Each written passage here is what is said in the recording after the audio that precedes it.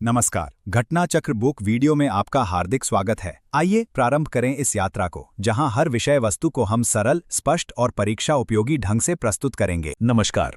क्या कभी सोचा है कि हमारे चारों तरफ की ये जो दुनिया है, इसमें जीवन काम कैसे करता है? आज हम इसी सवाल का जवाब ढूंढेंगे और जीव विज्ञान यानी बायोलॉजी की दुनिया में उतरेंगे।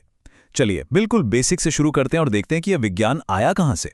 तो सबसे पहला और सबसे जरूरी सवाल, आखिर ये जीव विज्ञान या बायोलॉजी है क्या चीज? ये शब्द तो हम सबने सुना है, पर इसका असली मतलब क्या है, कभी सोचा है? अगर बिल्कुल सीधे साधे शब्दों में कहें तो जीव विज्ञान का मतलब है जीवित चीजों का अध्ययन, और इसका दायरा बहुत बड़ा है। मतलब सबसे छोटे बैक्टीरिया से लेकर सबसे बड़ी व्हेल मछली तक सब कुछ इसमें आ जाता है। सीधी सी बात है, अगर किसी चीज में जान है तो वो जीव विज्ञान के दायरे में आती है। लेकिन जब हम कहते हैं जीवधारी या लिविंग ऑर्गेनिज्म, तो इसका असली मतलब क्या हुआ?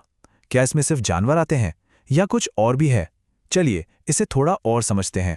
मोटे तौर पर जीवन को दो बड़े बड़े ग्रुप्स में बांटा गया है। पहला है पादप जगत यानी हमारे सारे पेड़ पौधे, और दूसरा है जंतु जगत यानी सारे जानवर। मतलब हमारे बगीचे में लगा गुलाब का फूल हो या फिर जंगल का शेर, ये दोनों ही जीव विज्ञान के अध्ययन का हिस्सा हैं। अब स्क्रीन पर सिर्फ एक साल लिखा है, 1802। सोचिए तो, जीव विज्ञान के लिए ये साल इतना खास क्यों हो सकता है? तो जवाब थोड़ा हैरान करने वाला है। 1802 वो साल था जब लेमार्क और ट्रेवरेनस नाम के वैज्ञानिकों ने पहली बार बायोलॉजी शब्द का इस्तेमाल किया। सोचिए, इससे पहले इस पूरी की पूरी साइंस का कोई एक नाम ही नहीं था। ये बड़ी अजीब बात है ना? अगर ये शब्द इतना नया है, तो फिर वो लोग जो हजारों सालों से जीवन के बारे में पढ़ रहे थे, वो क्या थे?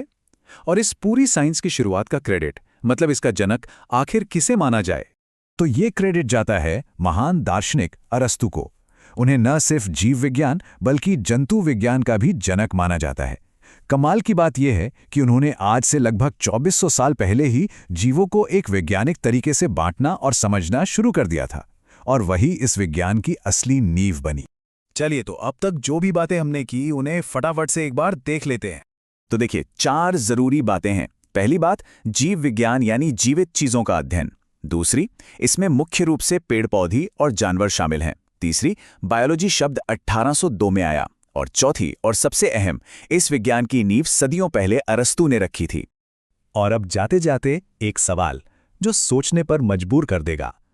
अगर बायोलॉजी शब्द 1802 में आया, तो अरस्तु के समय से लेकर उस दौर तक, मतलब वो जो बीच के लगभग 2000 साल थे, उस दौरान जीवन के अध्ययन को कहते क्या थे? सोचिएगा जरूर।